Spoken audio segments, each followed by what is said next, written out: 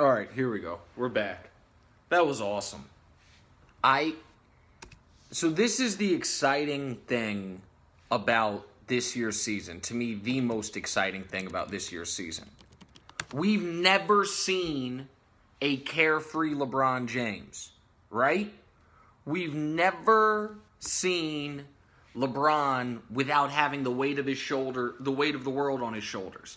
Now we get to see LeBron with no pressure, right? We get to see LeBron where if LeBron were to have taken the microphone right there and quit basketball, he's the second greatest player ever, right?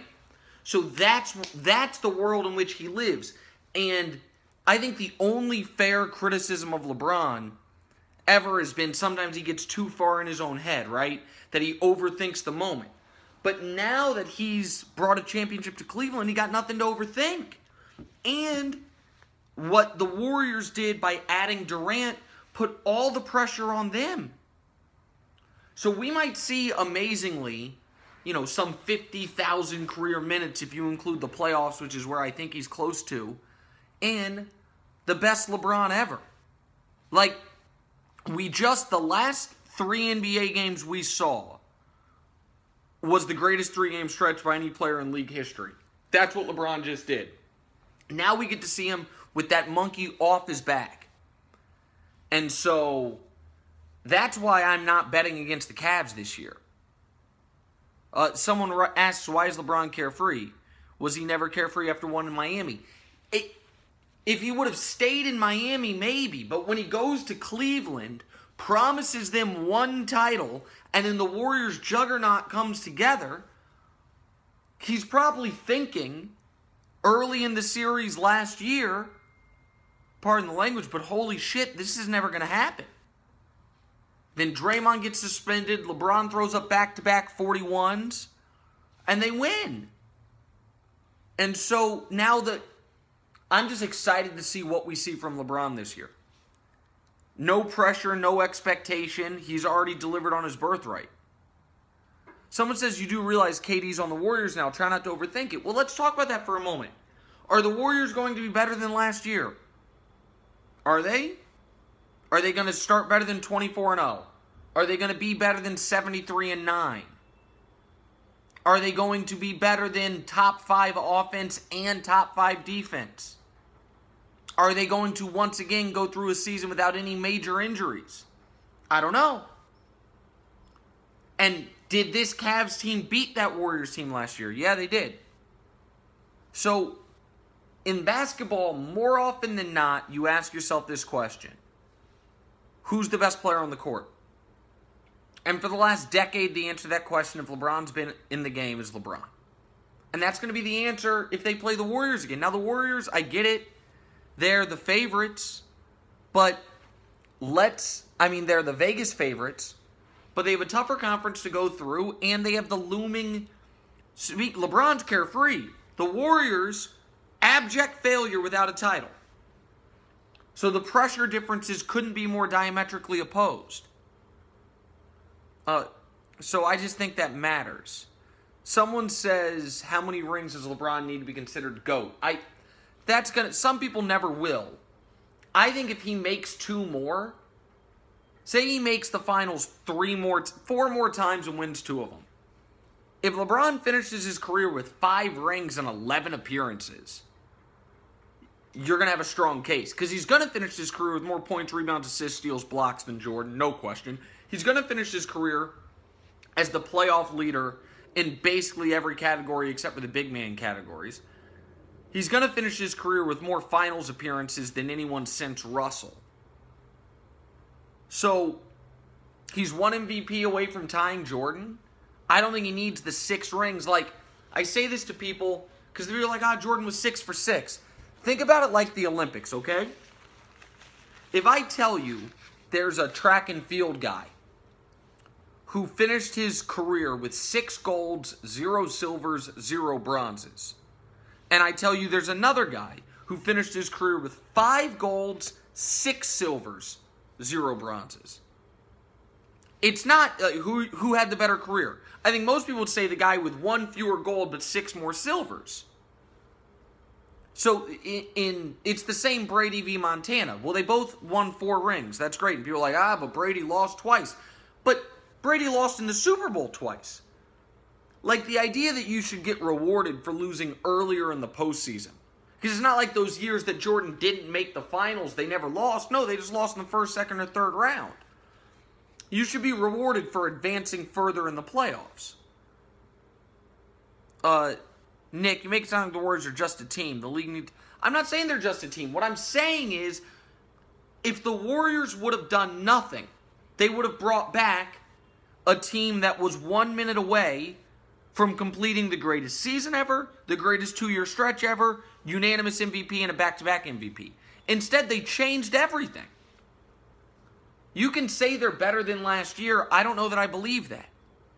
Last year's team was 73-9, 39-4, 24-0. If you think this year's team's going to be better, that's fine. And the idea that chemistry doesn't matter, Draymond's going to get fewer shots. Draymond is the key to that defense being any good. Is he going to be cool with it? Let me see. So again, I happen to think that the Warriors are going to be playing, they overhauled their team. They lost 6 of their top 11 rotation players. Steph went from, everyone said he's the best player in the league, to now people don't even know if he's the best player on his own team. Draymond had a crazy offseason. All this pressure. The Cavs, meanwhile, bring back everybody but Delly. And no, we all love each other and we just got to get to one goal. Again, the Warriors are awesome and there'll be no shame in losing to them. But I like the Cavs' position. What has changed for the Cavs this year in regards to their roster? Nothing. They lost Dellavedova and Mozgov. Pardon me. That's it. Do I agree with Colin that Kyrie's better than Steph? No. I think Steph went... It's weird. Steph went from slightly overrated to now a little underrated. I do think that Steph's build can be problematic in the postseason. I do think that's true. And I also think about Kyrie, let's not understate how much the fact that Kyrie Irving, it's not only that he's a champion, but it's the fact that no one ever, for the rest of his career, he never has to worry about someone saying he's a choker or not clutch. He had a shot to win the title in Game 7 of the Finals. When guys, he's only 24, when guys win early and they never have to have that media pressure of is he clutch, sometimes they blossom even bigger. So, I don't think Kyrie's better than Steph, but I also think the best Kyrie we've ever seen, we're about to see. And the best Steph we've ever seen, that we will ever see, we saw last year. Someone says LeBron thinks Devin Booker's going to be great. I haven't seen enough of him, but I trust LeBron, and he's very, very good. There's no question about that. Or he will be. MVP pick, the smart money's on LeBron. If you want a long shot, I said Harden or Kyrie. Harden's going to put up crazy numbers, and I think LeBron's going to try to defer to Kyrie offensively. Who's the best point guard in the league? Steph's the best point guard. I mean, again, Steph was never the best player, but he still is the best point guard. Let's not go, sometimes we swing too far one direction or the other. Someone says, does Karl Anthony Towns have a chance to be all-time? I don't know. We need to see more from Karl Anthony Towns. Someone wrote in, Harden's not a long shot. Harden was 20-1, and now he's down to 8-1. So Harden was a long shot, for the record. I also think, speaking of pressure, Kevin Love. I mean, Kevin Love never has to worry about being traded. Kevin Love now doesn't have to worry about any of that. He's a champion. He locked down Steph somehow. Maybe he gets out of his own head. And someone asks, who takes the game-winning shot, Curry or Durant? That's a good problem to have, but it's also a question that team didn't have to ask last year.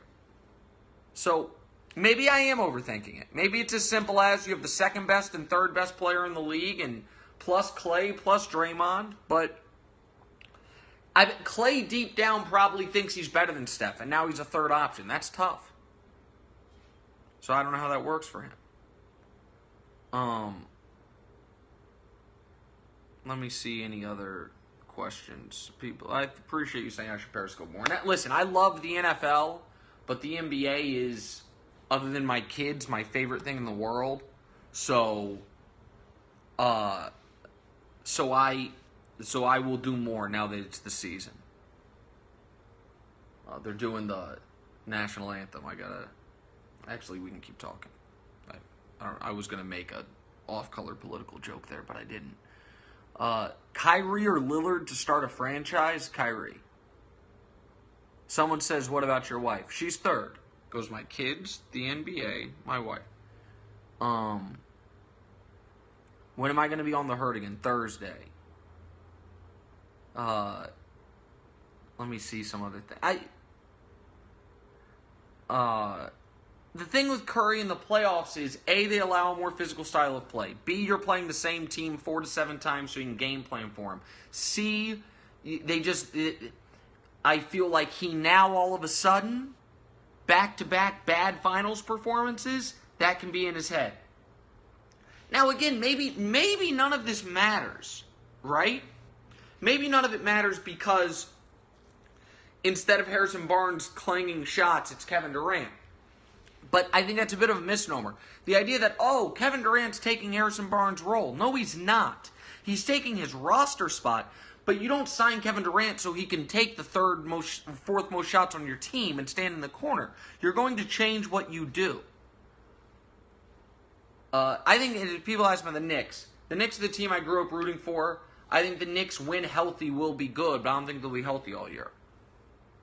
My Eastern Conference Finals prediction would be Cavs, Pacers. I don't know why they're talking. People ask about Aldridge. I don't know why there's discussion about the Spurs trading Aldridge. He's one of the 14 best players in the sport. I don't know. I think Aldridge and Kawhi give you a good 3-4 combo. Is the East better than the West? I don't know. That's a tough putt for me. I gotta watch the season. But speaking of watching the season, I will talk to you guys on Twitter. I'm gonna watch this. I've got a little 2 TV setup going right now, so I can watch the NBA game and then the World Series game in the corner. And people are arguing about Lillard versus Kyrie. We can discuss that another time. Someone asked more threes this year, Steph or the Bulls. That's funny. The Bulls, they're shooting. Rondo, Butler, and Wade. The Wade thing still doesn't make sense to me, man. Your best player is a shooting guard, and you sign a shooting guard. That's going to take I don't get it. So, the Bulls, I don't quite understand the roster construction. My guess is Wade does not. I think there's a good chance Wade doesn't finish the season on that team. I know Butler moved to small forward, but why are you asking Jimmy Butler to change positions when he's young in the future of your franchise? Any plans for my own show? I'm working on a bunch of stuff. I appreciate you guys asking. I really, really appreciate you guys caring about that. Someone says Bulls will be the perfect team 1965. That's funny. Real quick, best team in the NFL, Patriots. Bosch to Cleveland. That's interesting. I don't know. If I'm Cleveland, I don't change anything. You just won the title. You brought everyone back that matters. Love is going to be better. Kyrie's going to be better. LeBron's going to be the same. JR is, I wouldn't change a damn thing. World Series prediction, I don't know, probably Cubs in 5 or 6. Probably makes sense. All right, so I appreciate you guys. Thank you. This game's about to start. Enjoy the season. Have fun. Oh, wait, before you go, for those of you that gamble, I'm going to give you one NBA pick, assuming that it's up. Because if this line is still what it was, I simply don't understand it. Let me see if I can find it real quick. Oh, never mind. It moved. Okay. I thought the Rockets were only a 3-point favorite over the Lakers. They're a 6.5-point favorite over the Lakers. So that's unfortunate to me. So if the Rockets were still, I had read they were only a 3-point favorite, I would have put a tremendous amount of money on that game. I'm going to be at that game. Someone wants a shout-out. Shout-out Coach T. Dorsey. There you go. Thank you guys for watching. I appreciate it. The NBA season is here. We all made it. Love you guys. Talk to you guys later. Bye.